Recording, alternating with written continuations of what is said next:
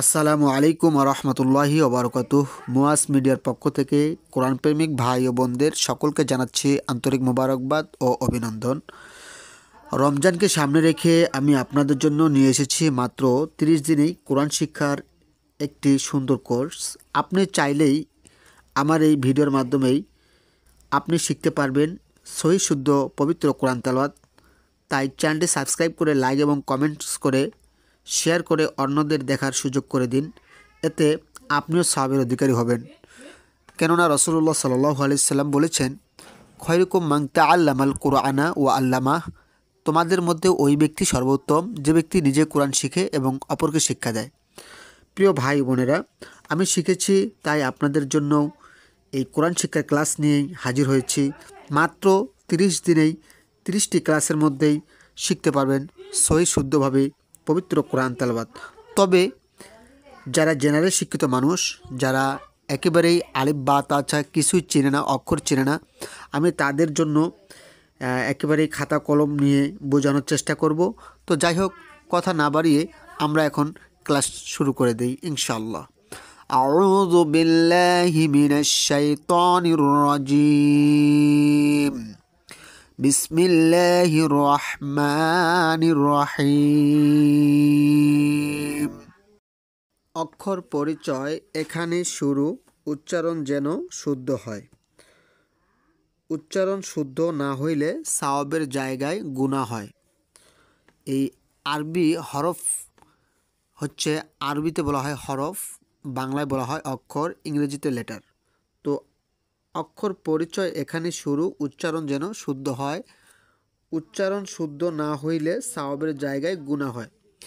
এই উচ্চারণগুলো যদি, অক্ষরের উচ্চারণগুলো যদি সহি শুদ্ধভাবে উচ্চারণ না হয়, মাখরাজ দিয়ে যদি উচ্চারণ না হয়, তাহলে কিন্তু সাওয়াবের জায়গায় গুনাহ হবে। তো এই সাওয়াবের জায়গায় গুনাহ যেন না হয় সেদিকটা আমাদের অবশ্যই খেয়াল রাখতে হবে। 1 নম্বর হরফ আলিফ। এগুলো ছন্দ রয়েছে প্রিয় ভাই বোনেরা। এই ছন্দগুলো পড়ার আমাদের কোনো প্রয়োজনই আসে না। আমরা অক্ষরকে বেশি বেশি করে মাস্ক করব এবং অক্ষরকে চিনব, তাহলে আমরা দ্রুত কোরআন শিখতে পারবো ইনশাল্লাহ। এটার নাম হচ্ছে আলিফ। 1 নম্বর হরফের নাম আলিফ। আলিফকে কখন হামজা বলা হয়, এই প্রশ্নটা আমাদের অবশ্যই জেনে রাখা উচিত। তাছাড়া কিন্তু আমরা আলিফ কখন হামজা হয় সেটা বলতে পারবো না। তো আলিফকে কখন হামজা বলা হয়, এখানে উত্তর দেওয়া রয়েছে। হারকাত, তানবিন, সুকুন থাকলে আলিফকে তখন হামজা বলা হয়। আমার সাথে আপনারা একটু মাস্ক করুন, প্রশ্ন এবং উত্তর একই সাথে আমরা প্রশ্ন এবং উত্তর মাস্ক করি। আলিফকে কখন হামজাহা বলা হয়, হারকাত, তানবিন, সুকুন থাকলে। এখানে একটু দম নেবেন, তাহলে আপনার জন্য সহজ হবে। হারকাত, তানবিন, সুকুন থাকলে আলিফকে তখন হামজাহা বলা হয়। ঠিক আছে, আবার বলি, আলিফকে কখন হামজাহা বলা হয়, হারকাত, তানবিন, সুকুন থাকলে আলিফকে তখন হামজাহা বলা হয়। প্রশ্ন, হামজাহ উচ্চারণ কেমন হবে? উত্তর, হামজাহ হলকের শুরু হতে শক্তভাবে আদায় হবে। হামজাহ হলকের শুরু হতে শক্তভাবে আদায় হবে আ। এই যে গলার মাঝখান থেকে শক্তভাবে আদায় হবে আ, এরকমভাবে। ঠিক আছে, তো 1 নম্বর হরফ আলিফ। 1 নম্বর হরফের নাম আলিফ। প্রিয় শিক্ষার্থী ভাই বোনেরা, এই আলিফ হলো 1 নম্বর হরফ। আর আলিফকে কখন হামজা বলা হবে, যে হারকাত, তানবিন, সুকুন থাকলে আলিফকে তখন হামজা বলা হবে।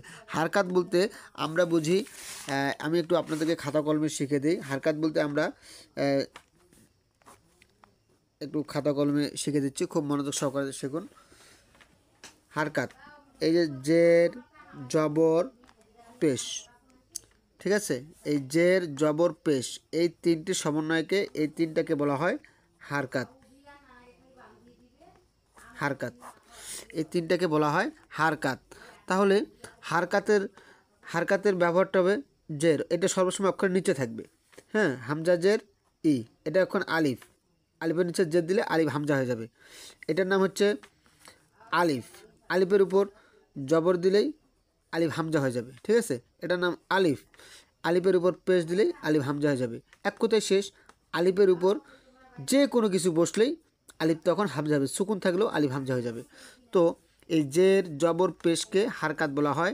এই হারকাত যদি বসে তাহলে কিন্তু আলিফ হামজা হবে। এবং 2 জের, 2 জবর, দুই পেশ, এই দুই জবর দুই জের দুই জবর দুই পেশ যদি থাকে আলিফের উপর, তারপরেও কিন্তু আলিফ হামজা হয়ে যাবে। এক কথায় শেষ, আমি এক কথায় বলতে যাচ্ছি, সেটা হলো যে আলিফের উপর কোনো সময় কোনো কিছু থাকলে সেটাই আলিফ তখন হামজা হয়ে যাবে। আলিফ কী হবে? হামজা হয়ে যাবে। তো হামজার উচ্চারণ একটি রয়েছে, হামজা হলকের শুরু হতে শক্তভাবে আদায় হবে আ, হামজা জবর আ, হামজা জের ই, হামজা পেশ উ, আ ই উ, আ ই উ। তো জবর সর্বসময় উপরে থাকবে, জবর সর্বসময় উপরে থাকবে, জবরের কাজ সর্বসময় উপরে। প্রিয় শিক্ষার্থী ভাই বোনেরা একটু মনোযোগ সহকারে দেখুন, আমি একটু আপনাদেরকে শিখিয়ে দিচ্ছি।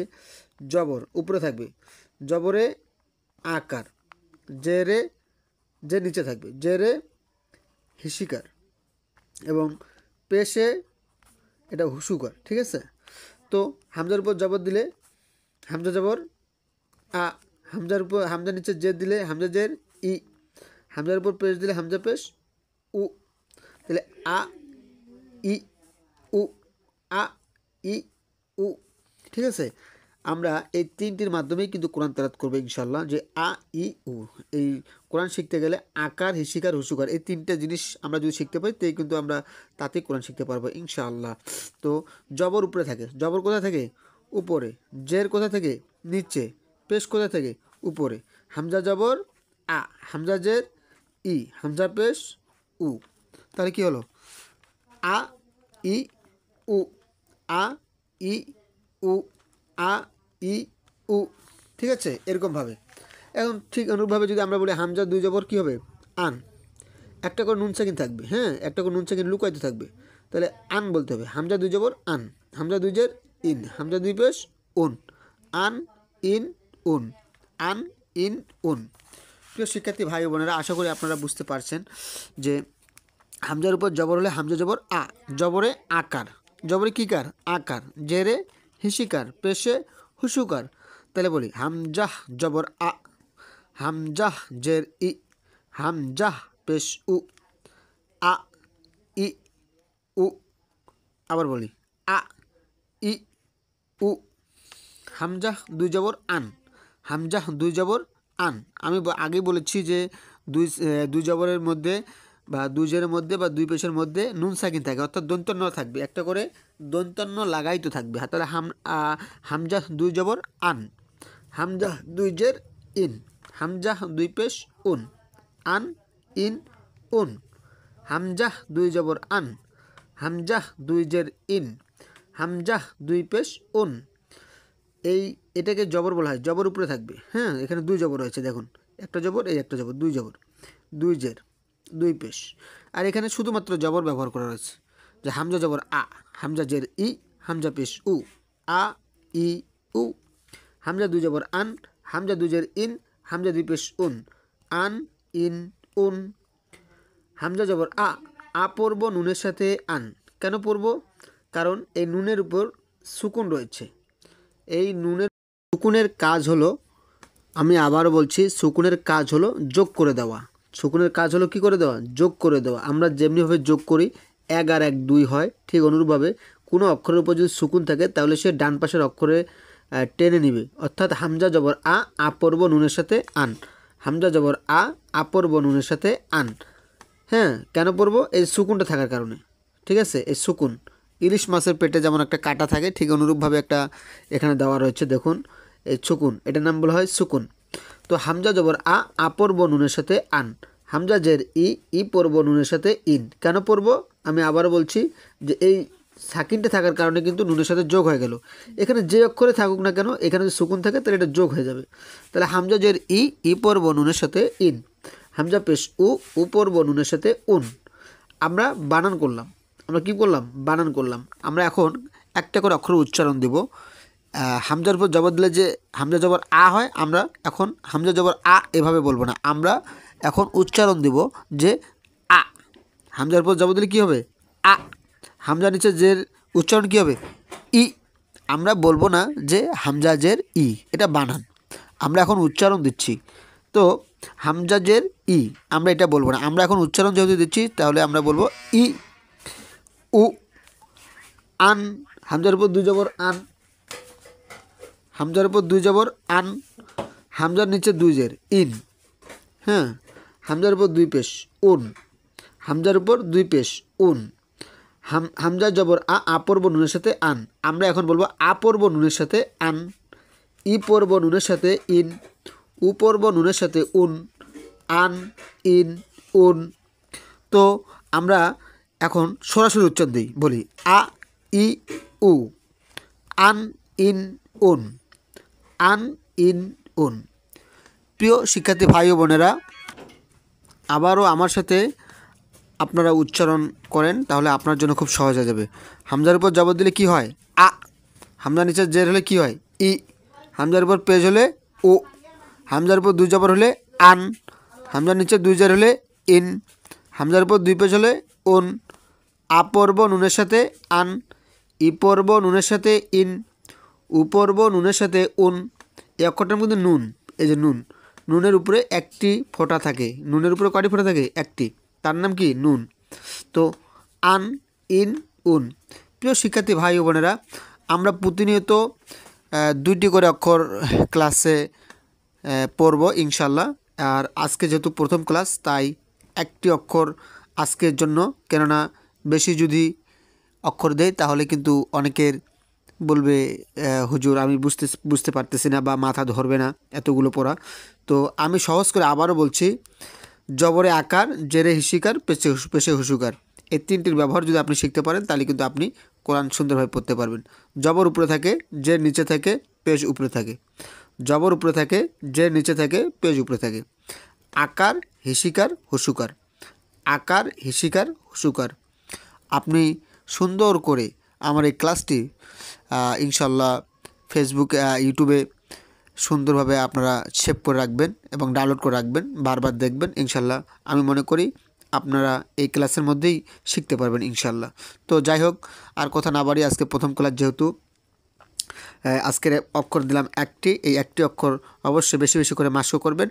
আর আলিফ, আলিফের একটি বিষয় রয়েছে, সেটিও বলি। সেটি হলো যে আলিফ সবসময় এরকমটা থাকবে না। আলিফ অনেক সময় খাড়া দাগের নিচের দিকে ডান পাশে টান থাকবে।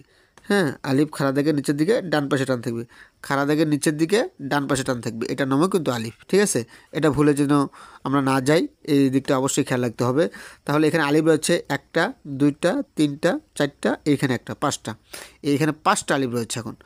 তো যাই হোক, আর বেশি ক্লাস না করে আজকে প্রথম ক্লাস যেহেতু এখানেই সমাপ্তি ঘোষণা করছি। অবশ্যই চ্যানেলটি সাবস্ক্রাইব করে লাইক এবং কমেন্টস করে পাশে থাকবেন এবং ভিডিওটি অবশ্যই অন্যের মাঝে শেয়ার করে দেবেন প্রিয় ভাই বোনেরা।